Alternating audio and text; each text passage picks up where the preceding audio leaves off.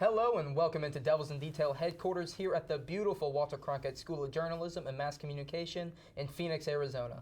I'm Hunter Robinson. On this week's show, we're talking men's and women's basketball and hockey. So let's get started. The men's basketball team had an interesting weekend, to say the least. They went up against Washington and Washington State, what seemed to be two winnable games. On Friday, they did pull out the win over the Huskies 86-75, but on Sunday they faltered, losing to the Cougars 91-83. That's the Cougars' first victory in Tempe since 2009. Now 3-6 in conference play, the Sun Devils will be traveling to the state of Oregon to take on both the Ducks and the Beavers. We now bring in Zach Pekale and Alyanna Harina to break down this past week for ASU and their upcoming schedule. Thank you two both for joining me. So Zach, I'm going to go ahead and start with you. Not a good weekend for ASU. What happened in that Washington State game? Well, they just lacked a defensive presence to stop Josh Hawkinson. At 6'10", he is too big of a player to be bullying Obina Aleka, a 6'8" forward, in the post. He had a career-high 31 and 10, hit 2 threes. He was really a force on the inside and on the outside. Nothing that could be done for ASU to stop him. And then, Alyanna, the starters have averaged at least 33 minutes a night. So why does Hurley rely on this starting group so much? Right, and you said that there's not a lot of variation on the floor. And right now it's kind of been a show just for the starters. And I think in some instances that works with the way that they played against Washington, and Holder played all 40 minutes of that game and still dropped 23 points. But if you look, Aleka stayed under 30 minutes in that game, and that's really where the difference is that Hurley had to put in Villa and Chisumpa in that game, and they got the most minutes that they had in probably the whole season. And Chisumpa had a career high of 5 points, which isn't saying much, but with the way that they played in the first half, it was kind of a catalyst for the rest of the game. And against Washington State, Aleka was back to playing 36 minutes, and Chisumpa had only 2 minutes. It's really, you can really see the importance of variation and presence in the front court within those two games. So Zach, we just talked about it, the extensive minutes of the starters, but you have a case for why the freshmen should be getting more of a look. Absolutely. Well, I do believe that both Ramon Villa and Jethro Chisumpa both deserve more minutes on this team this year. Villa gets about 11 minutes a game now, and he serves as a viable backup option to Aleka. He still has a very rough offensive touch, but he's become a much better offensive rebounder. And my case for Chisumpa is not only is he the biggest player on the team, most physical, the most stature in the post, but he also is that glue guy that the team really misses. He brings a certain energy to the court, and I think some fans think it's because he hasn't really played basketball that much, so when he does something big, it's an unexpected surprise. But he has talent, and as it comes together, he's becoming more and more of a threat for the Pac-12 in years to come. So then, Alyanna, the Sun Devils, they have struggled mightily this season against teams that pride themselves on defense. Even if Trey Holder, the leader of this team, has a great, outstanding offensive game. Why is that? Right, and with Trey Holder, he had a great offensive game these past two games. He dropped 21 points in the second half against Washington, and then had a career high of 27 against Washington State.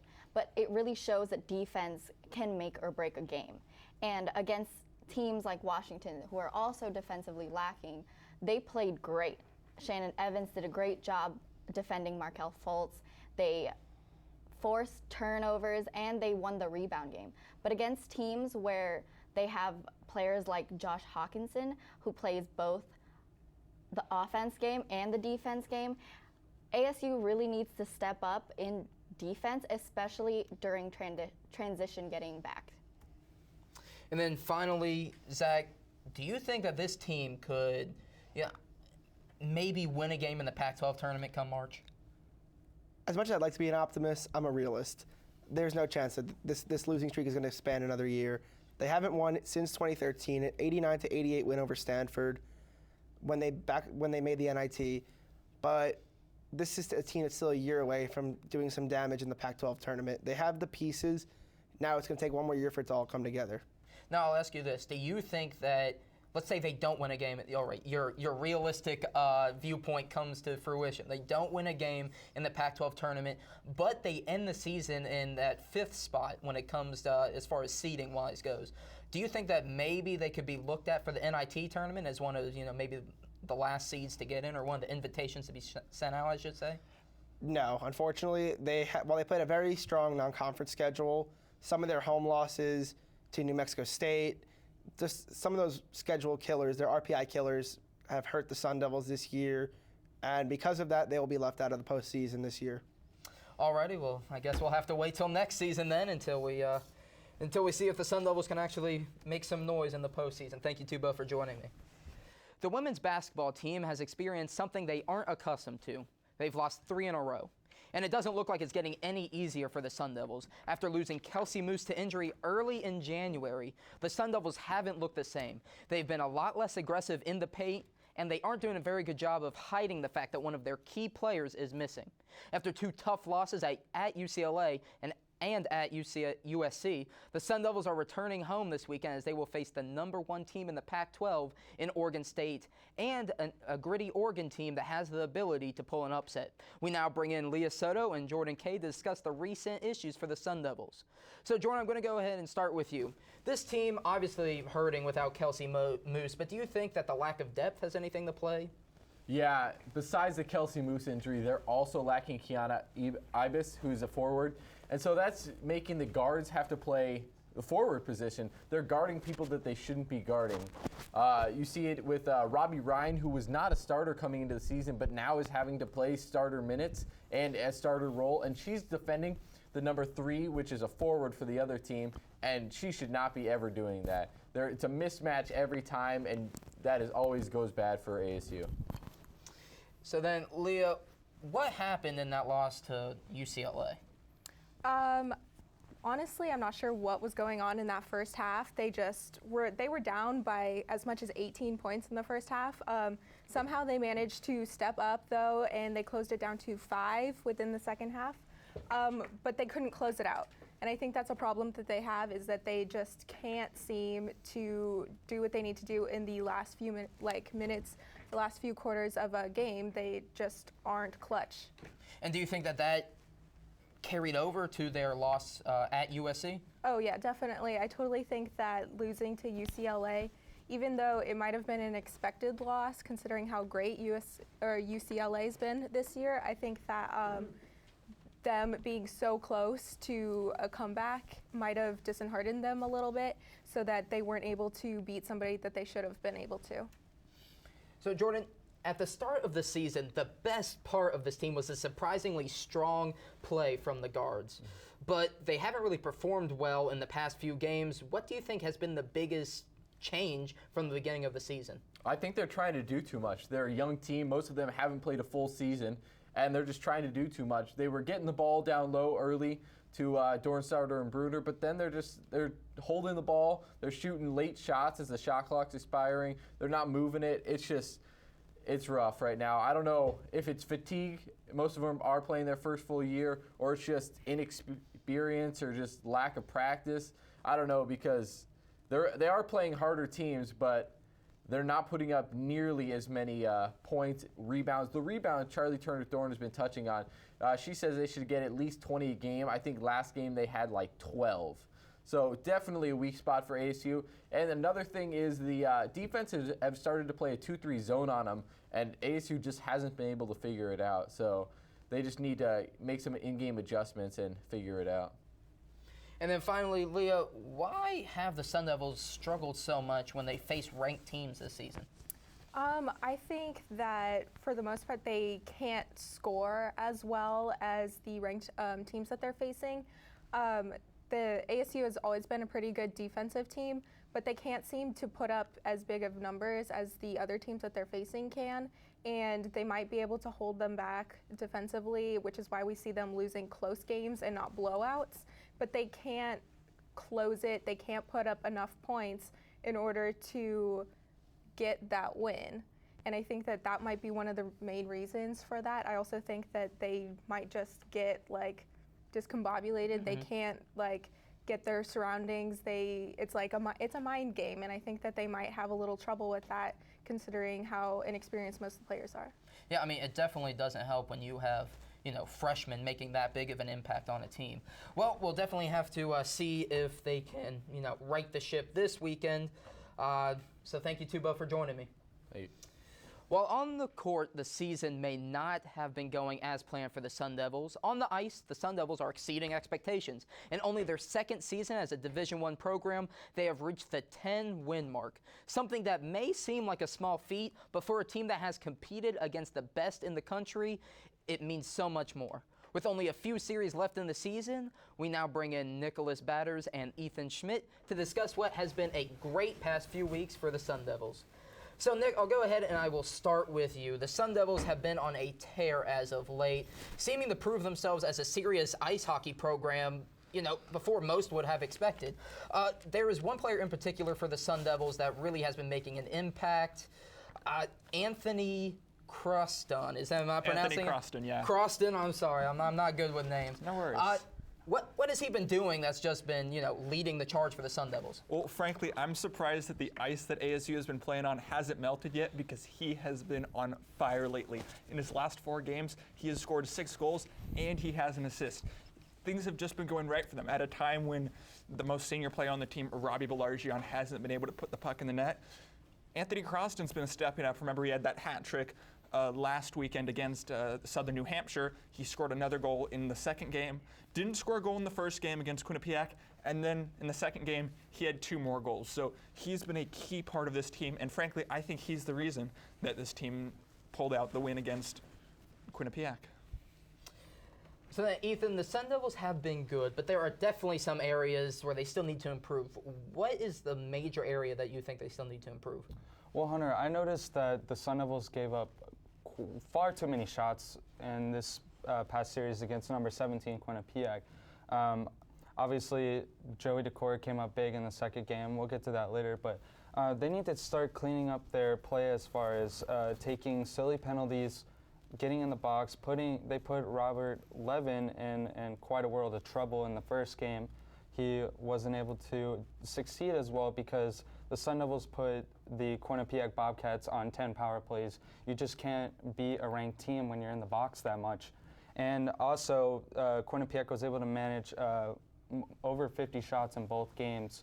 So obviously, the Sun Devils have some work to do on defense, and they just can't be silly taking those penalties and putting themselves on the other end of the advantage, giving these high-powered offensive teams even more of a chance to take advantage of them. So then, Nick, while the Sun Devils were able to split the series against Quinnipiac, if I'm pronouncing that correctly, the difference in the first game was penalties. What do you think was really? Do you think that the penalties was the only thing that was going on, or do you think that maybe there was something else at play? Well, seeing that the score was 5-2 in that first game, the difference quite literally was the penalties, and pun intended, penalties killed the Sun Devils in that first game. But like Ethan said, there were 10 separate times where players headed to the box for Arizona State, and you're not going to win if that's happening. Arizona State allowed 3 power play goals, which is something that they hadn't done in the past few series, and all of a sudden the penalty plague came right back, and that did make the difference. The 3 power play goals were literally the difference, and I think that Arizona State, they know what they need to do to not spend time in the sin bin, but in the Friday game against Quinnipiac, they just didn't do it, and it cost them big time. So, Ethan, the first game was a loss, like we just discussed, but the second game they were able to pull out the victory. Frankly, behind the great play of Joey Decord, why do you think he's been having such a great game as of late? Of course. Joey Decord coming in, he's a freshman this season. Ottawa Senators draft pick. Obviously, some scouts see NHL talent in this guy, and he seemed to just been picking it up throughout the season. His save percentage increases, it seems like, every game he plays. And then stepping up huge for the Sun Devils in the second game, allowing them to win the game 4-2 by saving 53 of the 55 Quinnipiac Bobcats shots on goal.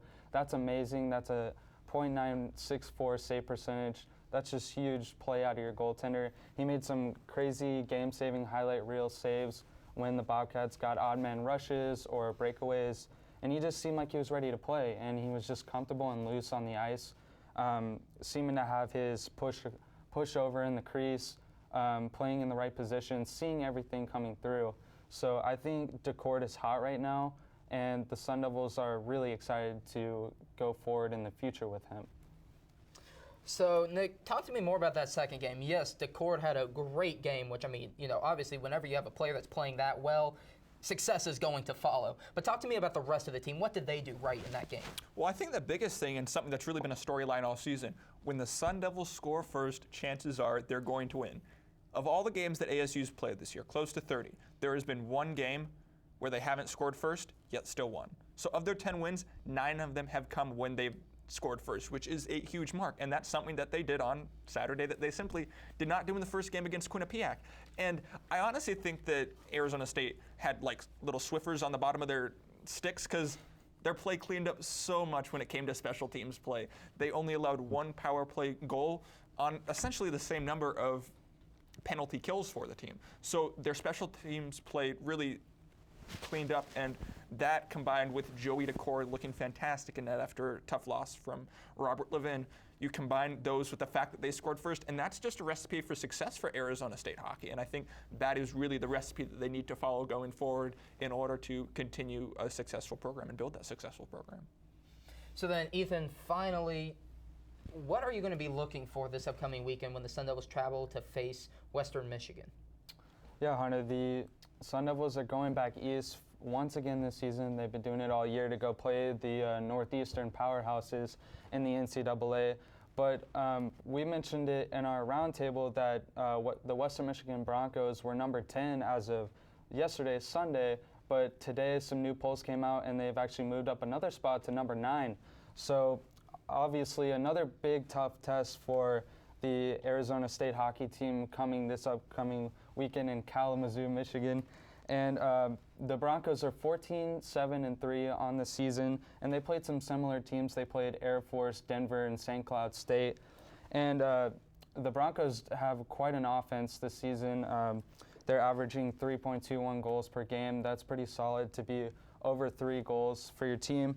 And they have the 8th ranked power play in the nation, so they're taking advantage of opportunities. So the Sun Devils really got to make sure they stay out of the box going against this high-powered offensive team. And they're led by some young studs as well, just like ASU, both kind of young teams. Their leading scorer is only a sophomore. His name is Matheson Iacopelli, and he has 15 goals, 7 assists for a total of 22 points this season. And they also have a hot young goaltender. He's only a freshman. His name's Ben Blacker, and he has a 930 save percentage and only allowing 1.88 goals a game. So the Western Michigan Broncos are hot right now, and the Sun Devils need to figure out a way in their game plan this week when they head there to try to pull out a win. Well, if these past three weeks have been an indication of anything, it looks like they might perform all right this upcoming weekend. Thank you two both for joining me. Thank you, Hunter. Well, we aren't quite done yet. While we've talked about men's and women's basketball, along with hockey, on today's show, there is one guy that always likes to have the last word. Take it away, Matt. Hello everyone, my name is Matthew Stolbof, and here is the last word on the men's basketball team. After a disappointing football season, many ASU fans are ready to pump and cheer for an exciting and upcoming Sun Devil basketball team led by head coach Bobby Hurley, a man who knows how to win from his championship days at Duke. And why wouldn't people be excited? I mean, Hurley has been able to use his basketball wisdom to bring in 3 4-star recruits in Sam Cunliffe, Romello White, and Jethro Shishumpa. Not to mention Shannon Evans and Torian Graham came from the frozen tundra in Buffalo to the Valley of the Sun with Coach Hurley. Many people believe that this ASU team had a chance to cause havoc in this highly talented Pac-12 conference and potentially make it to the big dance. Alas, that dream has been far from reality of things. After a disappointing loss to Washington State on Sunday, Arizona State is now 10-12 with a 3-6 record in Pac-12 play. They have no wins in their 5 games against top 25 teams, and their 3 Pac-12 wins have been against teams who are in the bottom half of the conference standings. There have been many factors that brought the Sun Devils to where they are. To start, the 2016 recruiting class so far has been a disaster. After 10 games, Cunliffe decided to leave and transfer to Kansas. Wyatt has been suspended all year for academic reasons, and Tshumpa is a definition of a work in progress, as he has only played an average of 8 minutes a game, and he's become more of a liability on the court than an asset. On the hardwood, the struggles continue. ASU is 10th in the Pac-12 in rebounds and are dead last in points allowed per game due to their small lineup. The tallest player on the team who plays more than 10 minutes a game is Ramon Villa, who is listed at 6'8". This has caused major problems for the Sun Devils when it comes to guarding the paint. It is surely an issue Coach Hurley will need to deal with in the offseason. Although it's pretty much set that ASU will not be playing in the NCAA tournament this year, they still have the chance to win against some of the top programs in all of college basketball. On Thursday, the Sun Devils will be playing Oregon and Eugene, and a win there will give fans the confidence that Coach Hurley is not only making this team not give up on the season, but is also trying to put this program in the right direction. I'm Matthew Stolbof, and this has been The Last Word. Thanks, Matt. Well, that's our show. Thank you for joining us, and you can keep up with everyone that appeared on the show by reading their articles on devilsindetail.com. You can keep up to date with everything Arizona State athletics by following Devils in Detail on Twitter at Devils_detail. Make sure to subscribe to the Devils in Detail YouTube page to be notified about all of our videos, including roundtable discussions about your favorite Arizona State sports. Again, thank you for joining us, and from everyone here in Phoenix, I'm Hunter Robinson saying we hope to see you again soon.